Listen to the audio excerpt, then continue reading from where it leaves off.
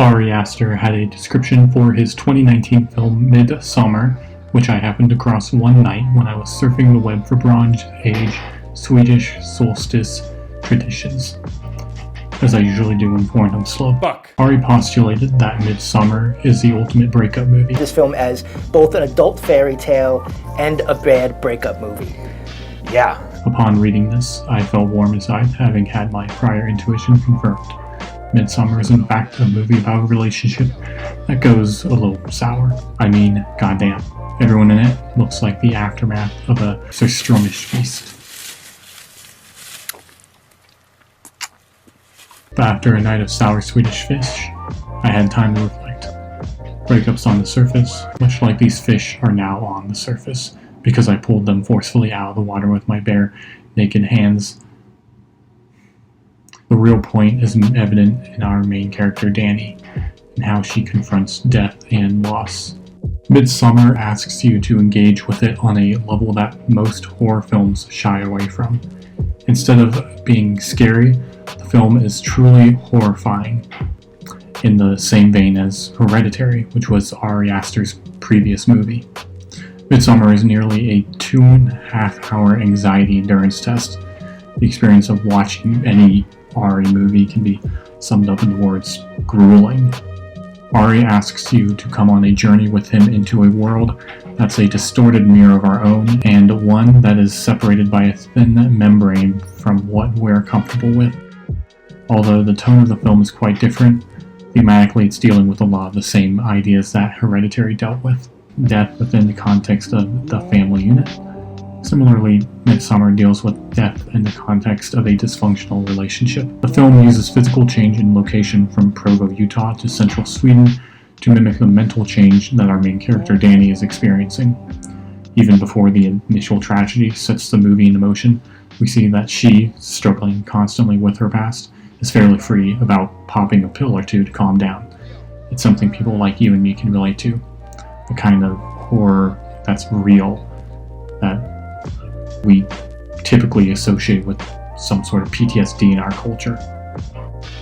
Death and loss in Midsommar is never taken lightly. Unlike most horror flicks, this movie takes each death fairly seriously. There are almost no scenes of grotesque murder, and only one of the main cast is killed on screen quickly and efficiently. When gore is used, it doesn't really allow the audience time to inoculate themselves to its effects, unlike, say, anything by Eli Roth, who I do like, to be fair.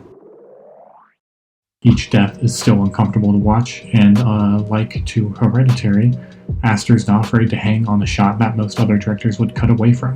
Although I was raised proper, I don't mind ultraviolence. Doesn't feel like it detracts from the movie's themes. The movie has its problems, like I thought it went a little overboard with the foreshadowing. What's up? Yeah, so Ari Aster basically just foreshadowed like everything that happened in the future, because Ari wanted to emphasize that's the end and not the journey that, really is important. He had a bunch of Easter eggs scattered throughout the movie. Of course, the Harga Hotel, I guess, everything in there is just spoilers for the entire movie. So yeah, clearly Ari did not care all that much about spoiling basic plot points of the movie. That's not the point. The point is Dani and the decisions she makes. Now that I know this, I guess the foreshadowing makes a little more sense. And is narratively a little awkward, missing some explanations for certain things that happen, but ultimately keeps me in the theater, largely because of its themes dealing with death. The film itself is presented as a dark Swedish folktale, heavily, laboriously, and deliberately foreshadowing future events in the first act. I mean, the first image is a mural summarizing what's to come. It displays the circle of death and rebirth and how they work in sync. You also see this in the visual totem they have of the ash tree, which serves as a reminder of the family that were once in the physical form and now exist only in spirit to service the earth. After Dani's family perishes in a tragic murder-suicide at the hands of her manic-aggressive sister, she does what she can to stay close to her boyfriend, Christian, calling him as he's the only one that she can confide in. Christian, up until the very end, she's so dedicated to him. because he's like the last thing that she has in the world. That's a good family's gone. That's a good point. Yeah. Yeah, but he clearly doesn't want to be with her. You can see that at the beginning. She's got that like really distinct kind of like yell breathe, and she's like in his lap all curled up, and he's just kind of holding her with no expression at all, and she's like... Dani is extremely wrought with anguish, and subsequent to the opening credits, she's crying in the lap of this person she depends so desperately on. Christian is thereby established as a trapped boyfriend in the first 10 minutes. This is one of many examples of Dani using Christian as a connection to her life before personal tragedy. Dani may be fearful of further loss. She fears losing her boyfriend more than anything else at this point. This is shown fairly clearly in the dream scene, where her group leaves her alone in the village, driving into the darkness.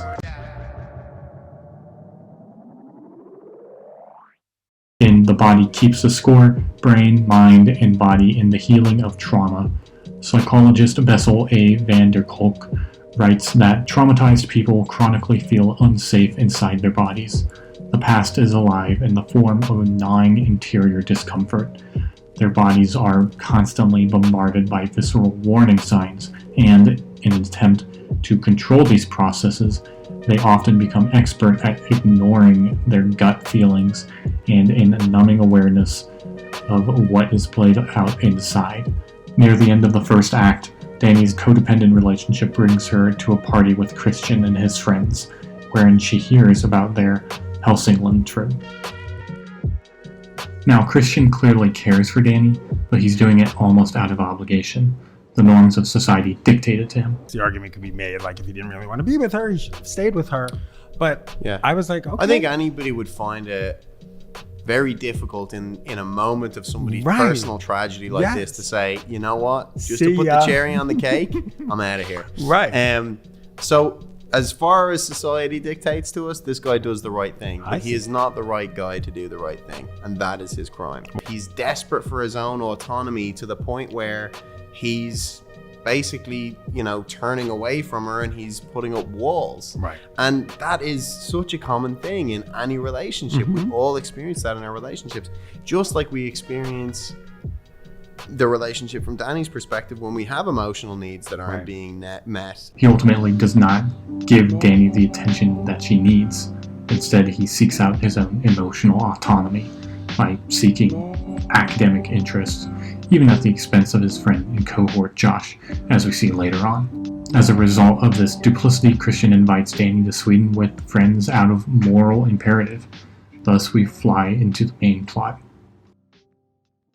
The squad ends up in Harga, a colorful, idyllic village where the sun shines almost 24/7, and that shine is reflected in the cheery residents.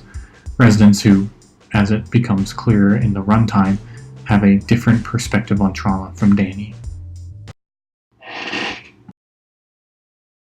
The village utilizes psychedelic drugs to prompt a visceral and emotional response.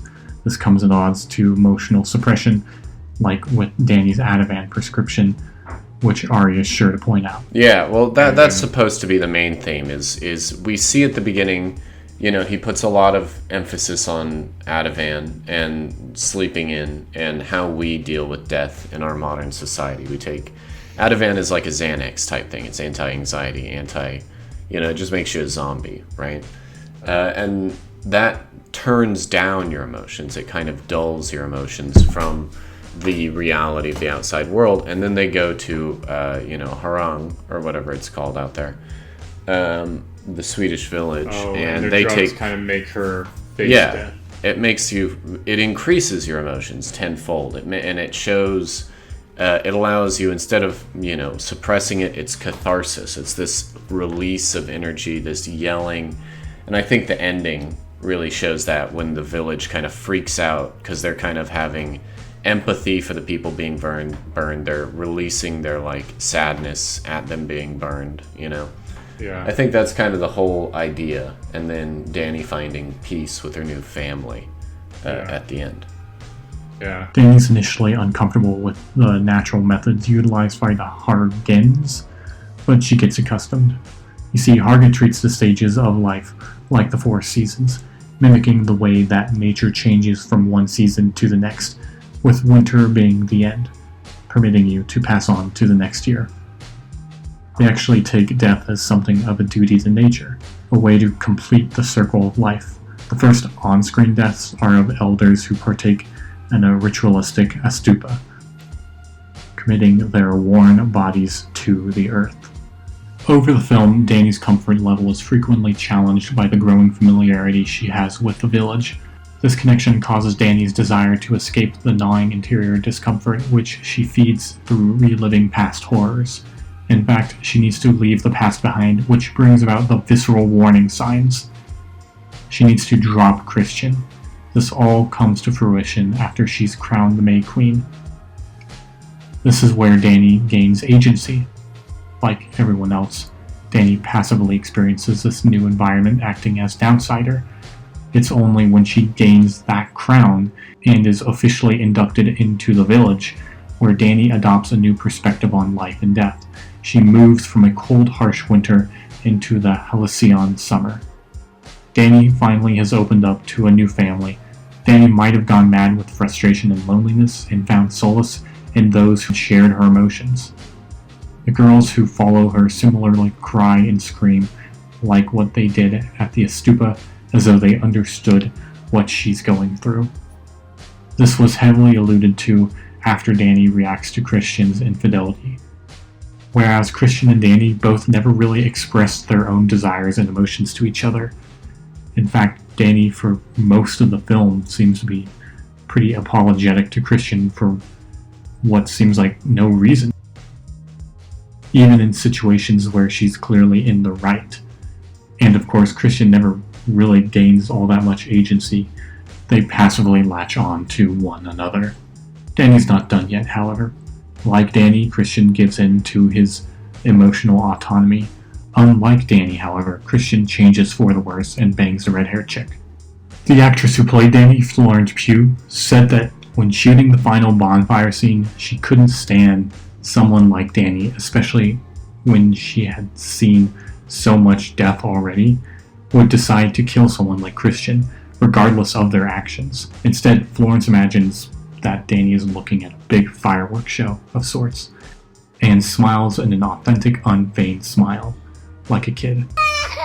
Of course, the implication behind this is that she has gone off the deep end, and is now as batshit as everyone else in the village. And Dani going mad is pretty well supported. My brother subscribes to this theory. She spends 9 days in an isolated village doing drugs and experiencing relapses of her family dying. She starts to relate to people that are holding her hostage. I'm a little skeptical of this position. Maybe she is crazy. She does, after all, cry a bit as the flames burn initially, like she's reacting to what she had done. It ends up being ambiguous. Regardless, perhaps this is what really drives the relationship rift. Well, in addition to Christian being a goofball. Dani is batshit or not batshit. The point is that she finally embraces change for the better. At the end of the movie, after all is said and done, the audience finally gets a glimpse of the barn where the 9 sacrifices are placed. Through this catharsis, Dani comes to terms with her past trauma and understands that death is a new beginning. And like the ones she has lost, Dani too has a new beginning. Maybe she's gone a little insane, but she's happy nonetheless. Dani achieves her catharsis with the villagers. To borrow a quote from author Anthony Brandt, other things may change us, but we start and end with the family.